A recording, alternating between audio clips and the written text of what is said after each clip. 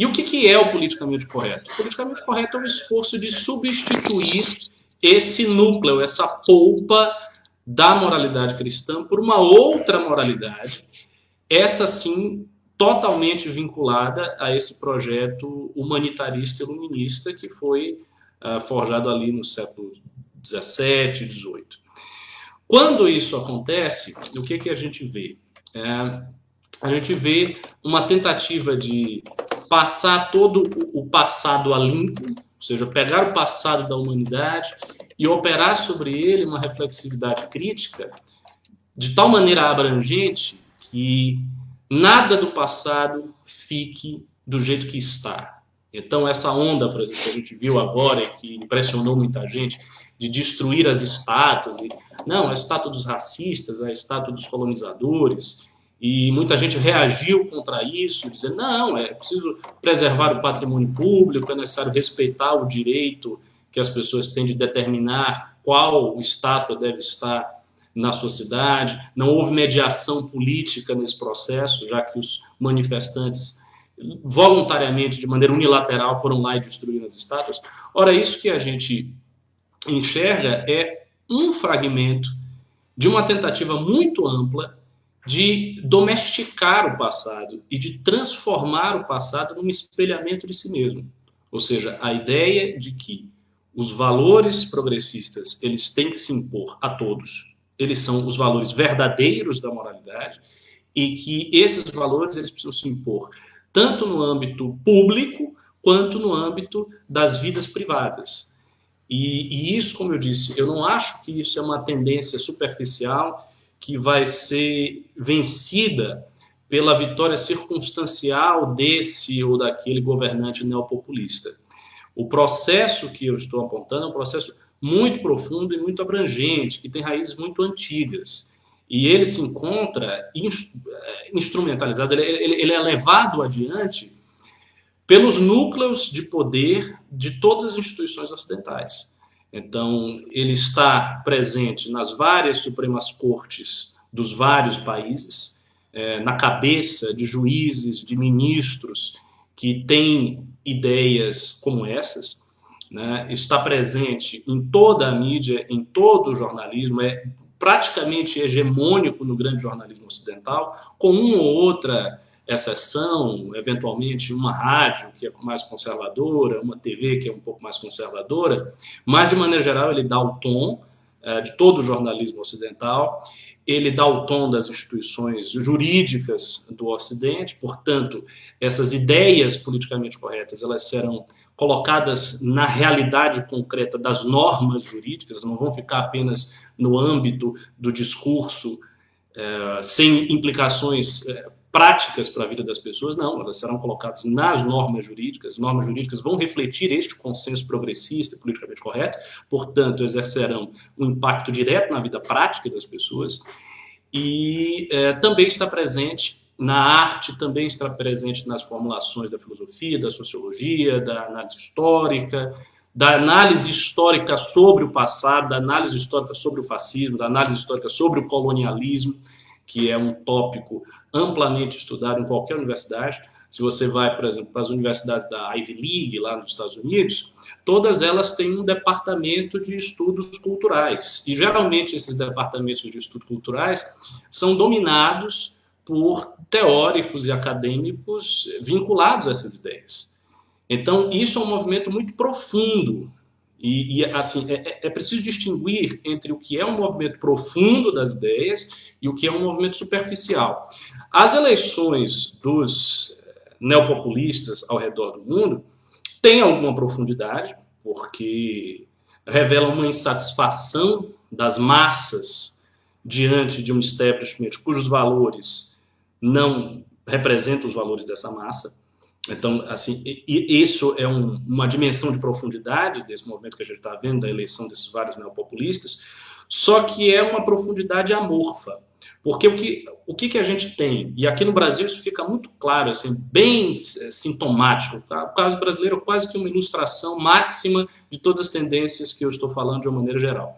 O que você tem? Você tem um presidente que está atrelado a esse projeto mais conservador, Só que ele é uma figura isolada no núcleo do establishment.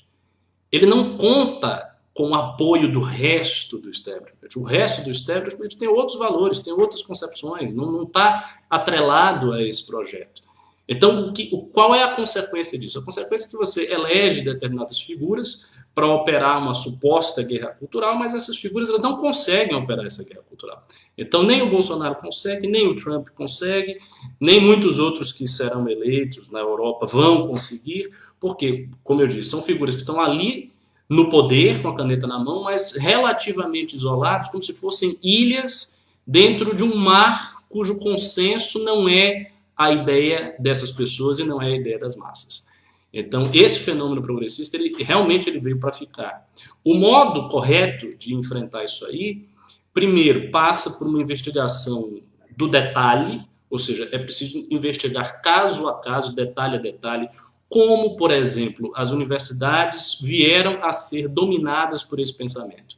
Isso é um processo, isso não é uma coisa que está dada desde sempre. Por exemplo, no século XIX, as universidades alemãs eram caracteristicamente dominadas por professores conservadores. Então, o conservadorismo, típico da sociedade prussiana de então, que era uma mistura ali de protestantismo nacionalista com a base social da aristocracia fundiária, dos Junkers, e depois o projeto do Bismarck, isso estava presente nas universidades. Então, um professor universitário alemão, ele era uma espécie de defensor das tradições conservantistas da sociedade alemã.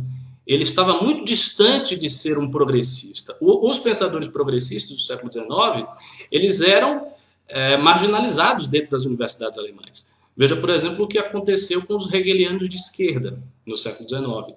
Feuerbach, Bruno Bauer, o Davi Friedrich Strauss, que escreveu uma Vida de Jesus, uma crítica muito profunda da exegese bíblica, todos eles foram muito marginalizados na universidade. Então, o que isso significa? Significa que havia um consenso naquelas universidades que era um consenso mais conservador e que marginalizava aqueles teóricos vanguardistas, avançados, que traziam uma visão mais progressista das coisas.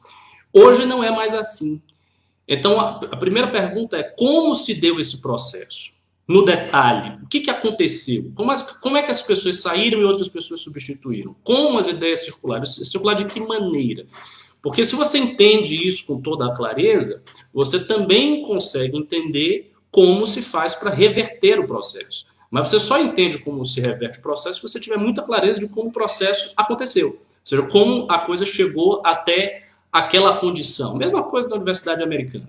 Mas a Universidade Americana, né, antes da virada progressista com Woodrow Wilson, no início do século XX, era uma universidade ainda muito vinculada aos valores do American Way of Life, aqueles valores liberais da tradição lockeana norte-americana.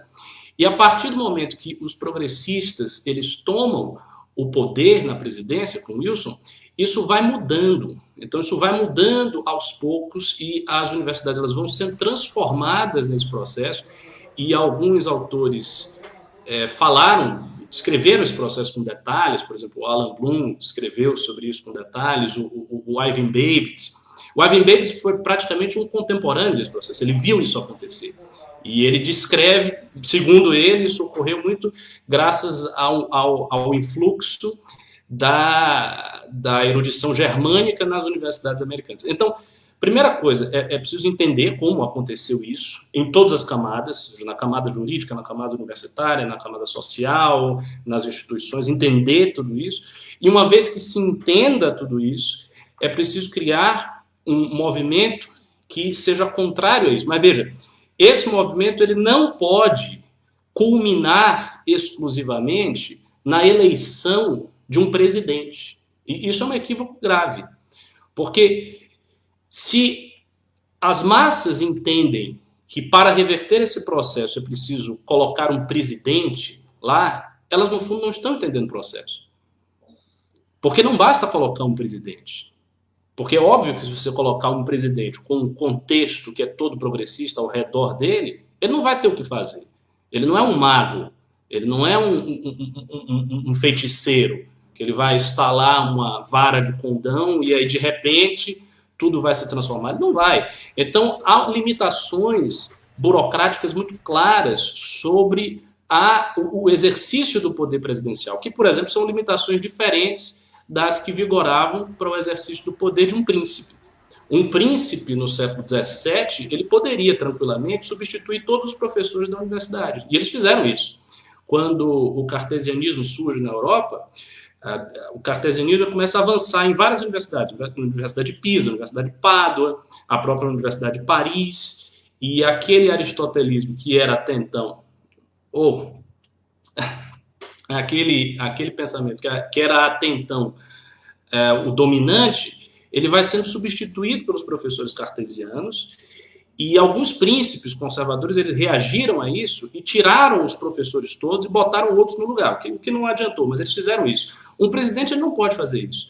Então, há limitações graves, drásticas, ao exercício do poder do presidente e, portanto, não há simetria no que se refere ao movimento de colocar os neopopulistas e o movimento do politicamente correto. São duas coisas, são duas tendências que operam em níveis de profundidade social, em níveis de profundidade histórica muito diferentes. Um é muito superficial e o outro é muito profundo.